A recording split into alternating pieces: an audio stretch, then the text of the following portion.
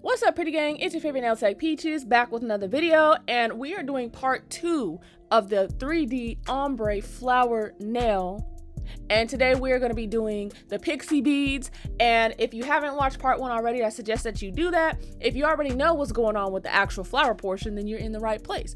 So as always, I do want to mention to you guys to check the description box below. That's where I have all my coupon codes, my Amazon storefront. Also, don't forget to keep up with me on Instagram, follow me, subscribe, notifications on, all of that good stuff so you know what's coming to you and when, okay?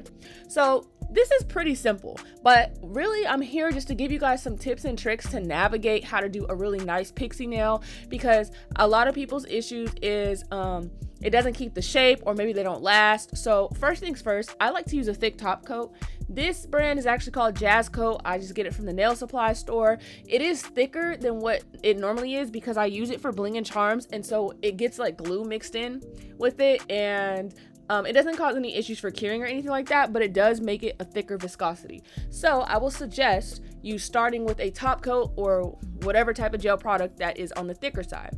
Then with your beads, you're just gonna go ahead, once you have a nice layer of top coat or whatever, pour them on, okay? There's no way to like save beads and do it nicely and like, oh, I'm gonna reuse all these. It's no way, so just forget about it, all right? So once I have a good layer on there, you guys can see I'm gonna focus on keeping the shape. And not only am I gonna focus on keeping the shape initially, I'm gonna take a cuticle pusher, the one I use on this client already, and I'm gonna get really detailed, and you can see I'll be moving things around because just like a full bling nail, we want this to match the shape of the nail and the outline. You don't want it too thick, but you also don't want it to look, you know, wonky or anything like that. So this is pretty much what takes up the majority of the time if you want it to look nice and if you want the nail to appear like the same thickness and width. We don't want nothing that looks bulky. Now, as far as how to make them last, because realistically, it's just the top coat holding them in place.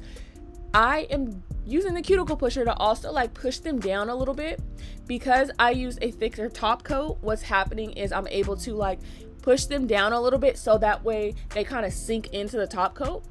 I know it's hard to make them last, especially if you're not used to using these. And I used to think like, you know, I will tell every client like, oh, you know, I don't know how long they'll last, but you'll at least get a week out of them. And now pretty much people come back with the majority of these back like on, you know what I'm saying? So your cuticle pusher is going to be your best friend. I prefer ones that are shaped like this. You can find them in my Amazon storefront. They're really useful for all types of things, if you know what I'm saying. Like, it's very easily used, especially for this. So you're going to want to look at it from different angles and stuff like that. And if you see something that's like sticking up too much, just pat it down a little bit, because we also don't want to disturb the top coat too much underneath. We put it on nice and thick so that way when we put these down, it'll sink into it. If you mess with it too much, what's gonna happen is it's kind of gonna thin the top coat out a little bit, or it's gonna cause it to like spread unevenly, and then you might have areas to where it doesn't sink in quite so much. You see what I'm saying? So this is just gonna take time and practice to train your eye to know, hey, does this look like the shape, you know? So if you see any holes or emptiness, go ahead and fill those in. I can't remember if I have these pixie beads on my Amazon storefront, possibly in the bling category, but you can get these on Amazon like super easily. And these ones are actually pretty shiny, so I do like that effect. Now, dang, I lost my train of thought. Oh, so, okay, you can see my flower doesn't start on the exact like edge of the nail. And you guys don't see this in this video, but that's because I also put pixie beads on the side of that bling, if you can see, so that way it further like has the, like it continues the sidewall right there with the bling. You don't have to do that, of course, but I felt like it was a nice touch because it further helped to enhance the outline of the nail so that way it looks perfectly shaped. That's my main thing. Don't like be scared that like, oh, if I don't get it on the sidewalls, it's gonna be naked. It's okay, because me personally, you guys, I'm so sorry if you can hear him blowing his nose, like, damn.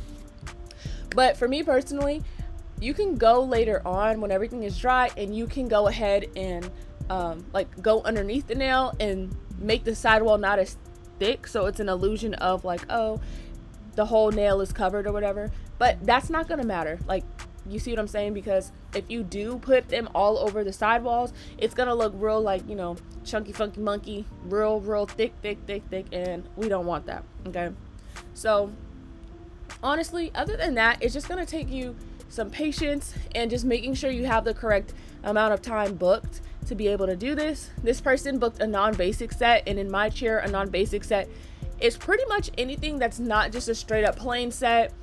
So French tip, I call this a mix and match set, ombre, stuff with a ton of nail art. So that way, I know how much time I have. I also have it booked in like, okay, this is a non-basic set, so this person booked for the medium to medium long category. So that's gonna give me about 2 hours and 20 minutes of time. And I know in that time, okay, I know I can get this done.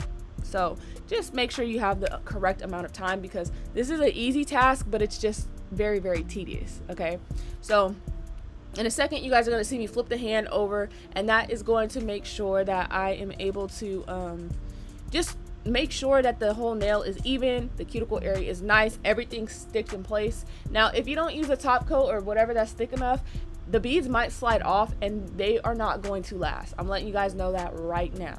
Okay, so just take your time, don't get too frustrated, and I'm sure the quality of beads are going to matter as well. Unfortunately, I don't have any specific brands for you guys because I get them off of Amazon.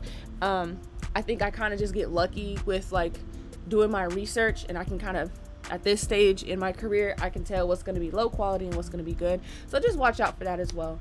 And I mean, other than that, you guys, like I said, it's easy but just tedious. So I'm hoping that these tips and stuff helped you guys. Thank you guys for being patient. I did not expect that 9 to 10 days was gonna go by before I got this out. My computer was tripping. I don't know if it's gonna be tripping again in the future, because honestly the problem didn't really get solved. It just kind of like stopped on its own, I guess, if that makes sense. But either way, I appreciate you guys' patience. I appreciate the kind comments in between and you guys watching my other videos. Don't forget to subscribe and follow me on Instagram, because I post there daily as well with a lot of good content. And here is a final look up close once again. And yeah, I will see you guys in the next video. She's the greatest nail tech in the universe.